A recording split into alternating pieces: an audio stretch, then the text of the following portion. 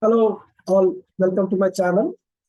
In the last video, we talked about the stakeholder management and various steps for managing your stakeholders. Basically, identifying the stakeholders and then, stakeholder analysis, and then creating a stakeholder management plan, and then engaging your stakeholders. So, in the last video, we covered the summary of all these steps. And in this video, we will specifically talk about the stakeholder analysis. As we discussed, stakeholder analysis is very, very important because you need to understand various aspects of your stakeholder, like what is the influence, what is the interest of your stakeholders, what are the needs, motives, and expectations of your stakeholders. If you cannot influence, who else can influence your stakeholders? And then what are the preferences of your stakeholders for engagement and communication? And I also mentioned that we can use different tools, right? So in this video, we will specifically talk about those tools, right? The first one is power interest mapping tool or influence interest mapping tool. To understand your, to understand the influence and interest of your stakeholders. Let us look at that, okay? So it's basically 2x2 grid, right? Where on the horizontal axis, you plot interest, and on the vertical axis, you plot influence. So on the bottom left quadrant, if you look at it, the people who are having low influence and the people who are having low interest, they're still your stakeholders because they still have some interest. It is not a zero interest. Okay. So for them, what you need to do is you need to just provide them enough information, right? To just the minimum communication. And you need to just monitor these stakeholders with less efforts because they have less influence and they are less interested. Okay.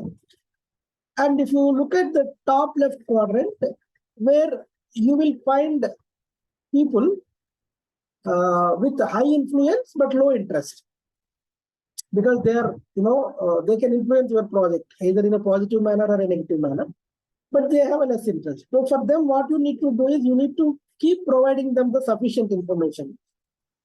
And then you need to ensure that those stakeholders are satisfied with whatever updates you are giving.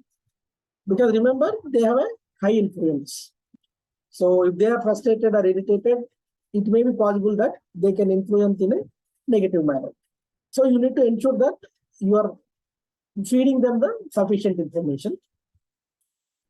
And on the on the bottom right quadrant, you will get people with low influence but high interest. Okay, because they may be beneficiaries of your project, right? But they may have a less influence. So in those cases, you need to, keep them informed about happenings, whatever is happening in your, the project. And only thing is you need to ensure that you are not giving them a feeling of being ignored just because they are having less influence. It may be possible that, they may raise a red flag in the last moment. So because they are having high interest, because they may be benefited out of it, right? So ensure that, you are keeping them informed. And then the top right quadrant, you will find the people who are high influence and high interest. So these people, you need to engage them continuously with frequent interactions. You need to provide them the complete information about the project. And then you need to manage the stakeholders closely. Okay. So these are the 4 different types of stakeholders you will find based on their influence and interest. And now you can plot them. Okay, who are those people? Maybe Mr. A and Mr. B are having high influence and low interest, whereas Mr. X and Mr. Y were having high influence and high interest, right? And Ms. P and Ms. Q, they may have low influence, low interest. And Mr. M and Ms. N, they may be having low influence and high interest. So you need to plot them. So once you plot the people, you know very clearly, okay, who is having high influence and who is having high interest, kind of thing, right? So this is the one tool we will use. And now, in terms of understanding their needs, their expectations, their motives, right? Their alignment, you need to do an empathy mapping. What is empathy mapping? Here, you need to understand what that particular person is thinking about this project, how the person is feeling about this project. Is the person having positive feeling or a negative feeling? And what the person is saying, and what other people are telling him, what is he or she hearing from other people, and what are the worries of this person, right? Why is this person opposing, or why is this person supporting, right? What are the people's aspirations, and what exactly this person wants from this project? Remember, I told you, you need to establish what is in it for me, for the particular stakeholder. So for that, you need to understand what are the needs, right? And how they can support you. And then what are the concerns? Are they having any competing, project which is having similar timelines, or which is having similar use case, which is having similar benefits? You need to understand why, especially when somebody, is trying to oppose you or your project or your proposal. You need to understand all these things. Then only you can get buy-in from them, because you can take some actions, right? And then you also need to understand how this person measures the success, and then what kind of risks this person is foreseeing. Because these are very valuable insights you will get, very valuable inputs and feedback you get from your stakeholders if you do this empathy mapping, and that will help your project. Okay, it may take some time, right? You may need to put some efforts to understand, but definitely that will help your project. And these people, when you can influence them, they will definitely, give you support. So it is an important step to understand the stakeholder needs and motivations to get their buy-in. Right? This is what we use for empathy mapping. And then relationship network mapping. Why do we need it? Sometimes you may not be able to influence all the stakeholders. They may have a different perception about you, a different perception about your project, a different perception about your department itself. Or if the external stakeholders, they may have a different perception about your organization itself. But you need their buy-in. Then how do you get it? So for this, what we need to do is we need to do a relationship network mapping. Okay. So here, I gave you a small example where the solid lines indicate that there is a good relationship between the people. The dotted lines means it is a poor working relationship between the people. So in this example, for example, Sarah and Shiva on left, they are having good working relationship. Whereas if you look at the right side, Ross and Mary, they are not having that good relationship. They are having maybe poor relationship. So then how do you influence? So I'll give you a small example here. So Sarah is a project manager and Mary is the influential stakeholder.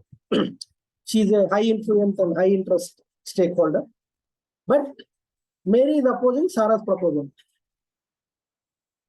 Now Sarah is not able to influence Mary, but she needs Mary's buy-in. Then how she can get that? So if you look at Sarah knows Raj. Okay, Sarah knows two people, Raj and Shiva. The solid lines.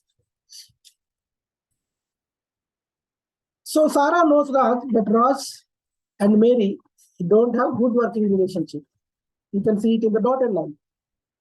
So if Sarah requests Raj to influence Mary, Raj will not be able to do it. Now what you need to do now, let us look at Sarah knows Shiva, and Shiva and Mary also having good working relationship.